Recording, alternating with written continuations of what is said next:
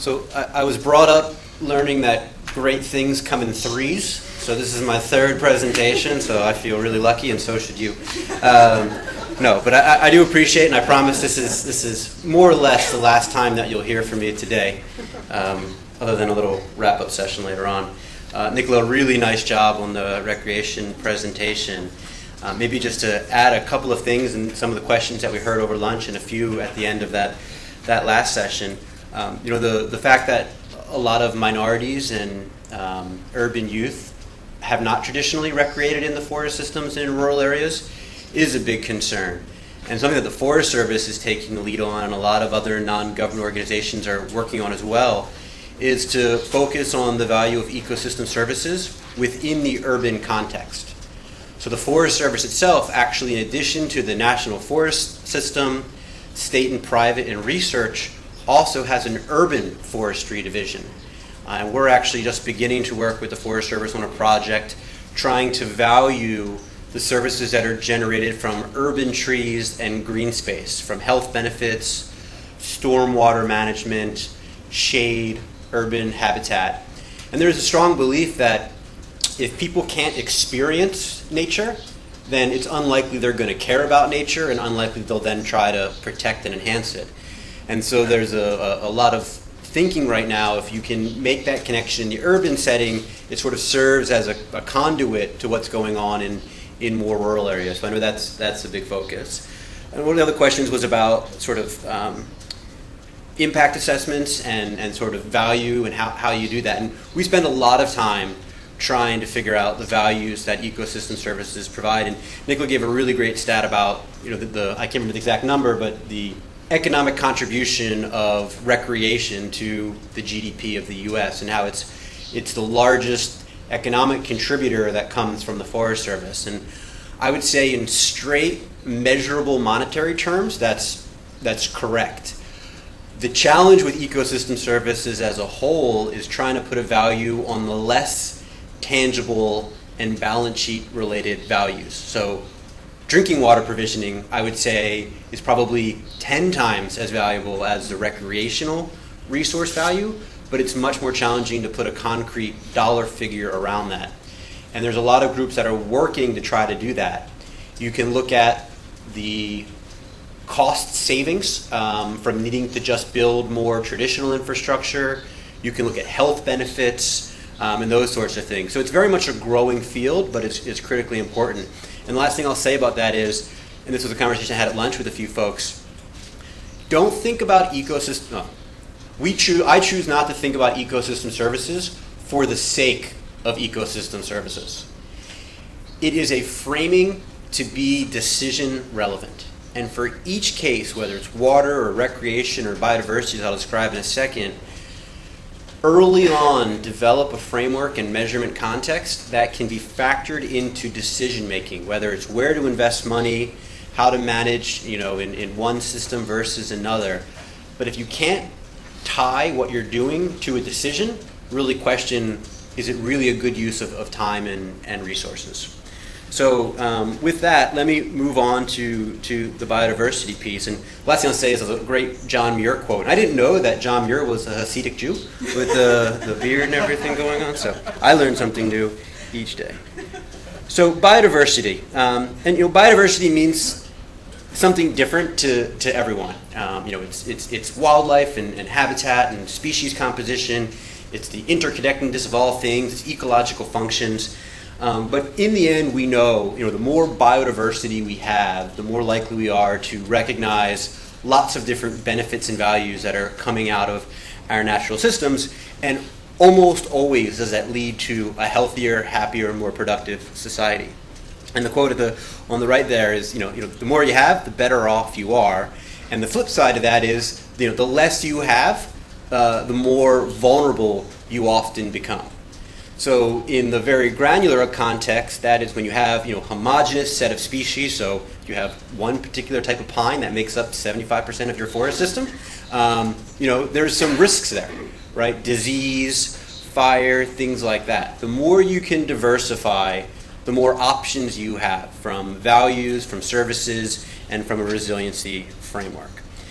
And again, kind of building on the recreational idea, there's been a lot of peer-reviewed studies that suggest communities that live closest to biologically diverse areas are generally better off, or if they have access to those areas, both from a social perspective and also from an economic perspective. So Israel, we mentioned some of the challenges in my first presentation. Because of its relatively small scale relative to a lot of other places we looked at, there are some management challenges there. The flip side is most of your population has very easy access to your forest systems and other natural settings. So really use that as an opportunity to communicate what you're trying to do and to further engage the society in your nature-based objectives. Ecosystem services is a framework, right? As Brian in his story in, was it Uganda, your opening story? It isn't just something that you're going to stumble upon in the forest. It's everywhere around you. But to appropriately manage and make investment decisions, you've got to know what you have right now. You've got to be very clear on what that desired vision and ultimate condition looks like, and then figure out the iterative steps to get from where you are to where you need to be and adaptively manage thereabout. So a big piece of that, and from all that I've learned with Kakal's works in the prioritization and the GIS mapping, is they've done a lot with understanding current condition and potential condition, and are now trying to understand, what and where do we go about this to reach those desired goals. So if you can't measure it, then ecosystem services framing may not be the most appropriate way to think about this. And when you think about measurement from a biodiversity perspective, and I suspect this is old hat to a majority of you, it's got to be based in sound science. And something that I've learned over the last half dozen years or so is being intellectually honest about what you don't know is as important, if not more important, than saying what you do know. And we oftentimes have major gaps in the science, right? So it's somewhat straightforward to measure what you have right now, but being able to scientifically say, if we do this silvicultural practice versus a clear cut versus a single tree selection harvest operation, here's what the water outcomes are going to look like. And that's especially true in the face of climate change, where there's just a lot of uncertainty around precipitation patterns and the like. 2 weekends ago in Portland, Oregon, where Nicola and I live, and I think in Fahrenheit, I'm not smart enough to do the calculations and subtractions and stuff, the previous high temperature on June 3rd was 87 degrees. That was the previous high. Over the course of a 3-day weekend, the average temperature was 99 degrees. So everything is just different, and it's important not to pretend that we have all the answers. The flip side to that is, if we wait for perfect science to make decisions, we'll be waiting forever. So we've got to make really strong and informed decisions while, not wait, but at the same time as we collect more information and learn what's working, change that management over time. And again, make sure it's decision relevant, and to the extent that you can, communicate it to as many stakeholders as possible. And the Forest Service, it's a blessing and a curse, right? So engaging lots of stakeholders on the plus side gives you lots of different perspectives, from those who feel like we should be protecting nature for nature's sake and polar bears are critically important, to those that think that we should be managing for the services that are most critical to a thriving urban population. And again, there's not a right answer. It's important to incorporate all of that feedback. The flip side is it takes a lot longer. The more people you have engaging in the process, the longer it takes to get to an answer that is acceptable to everyone. But see this as a long game, right? Short-term gains are often wiped out by contentious issues later on if you haven't involved as many of the different stakeholder groups as possible. So with that, I'm just going to give sort of 3 examples of biodiversity as an ecosystem service. And there was a comment from the gentleman up there about a natural state versus a nature-based state for human well-being. And I would argue, except for very few situations, almost every inch of landscape in the world has been altered by humans in one form or fashion. And it doesn't mean it's good or bad. In some places it's enhanced services, in other places, unfortunately, it's severely degraded them. But it is what it is, and we need to kind of manage moving forward. In some places, we should very much try to keep as close to the current situation as possible, or restore to an ideal previous condition. But a majority of the places, we've got to figure out what's sustainable for that system within the context of modern life, and prioritize with that in mind. Most of the examples, biodiversity as an ecosystem service, really do focus on revenue-generating opportunities that are derived from the protection and enhancement of wildlife habitat, whether it's ecotourism or something similar. So most of the examples I give here are in that vein. And many people, the Sierra Club, there was a question earlier about some of the further left-leaning groups in the conservation community in the U.S., and how do you work with them versus other groups that may be more pro-development. And you often hear critiques of the ecosystem services framing that nature is so valuable that it's not fair to put a value on it, because no matter what value you use, it's going to be undervalued. And then the flip side of that is, if you don't put a value on it, it's zero. And I guarantee you that the oil prospectors have an exact value that can be generated from doing, shale fracking or gasoline production and the like. It may not be a perfect number, but I personally think it's important to begin trying to understand, what the monetary values are of ecosystem services and biodiversity. So three quick examples here, and one is in Namibia, and I was fortunate enough to live in Botswana in 2 years. For 2 years in the mid-2000s, spent a fair amount of time in Namibia, an area that has extreme poverty, unfortunately, and is being dramatically impacted by climate change. And you're seeing a lot of degradation of the natural systems there.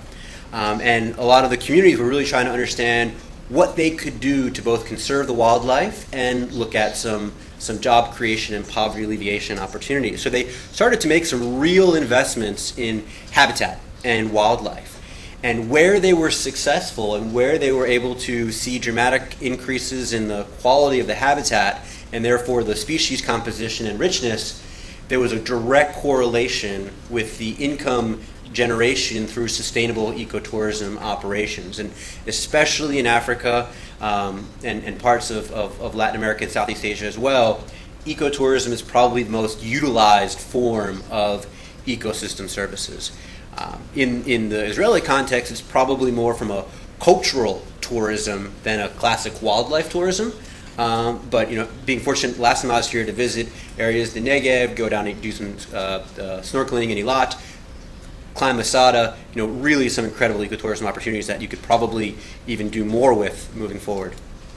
The idea of revenue generation is often tied to what we call mitigation.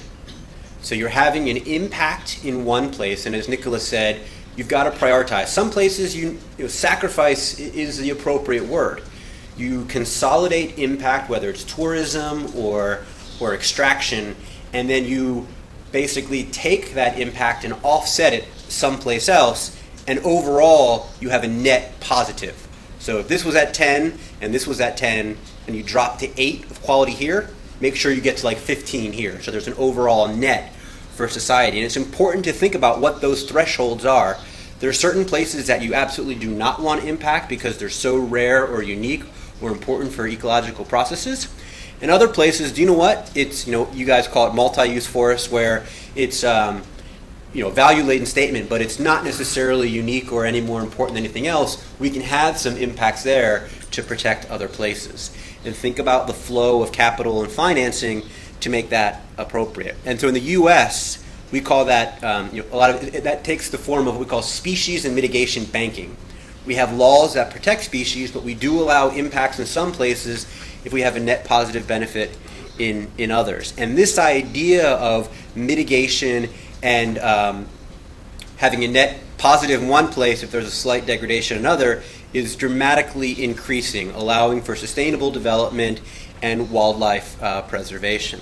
One quick example I'll run through is something that I've worked on for quite a while in the southern part of the U.S. So you have pine plantations. It covers hundreds of millions of acres throughout the southern U.S. And you have lots of species which have seen major population declines over the last number of years as there's been forest loss. So this is Atlanta, one of the major cities in the southern U.S. And if you look at just the sprawl of suburban development around the city over the last, whatever that is, 75 years, pretty incredible, not surprisingly, has had major impacts on the habitat and biodiversity.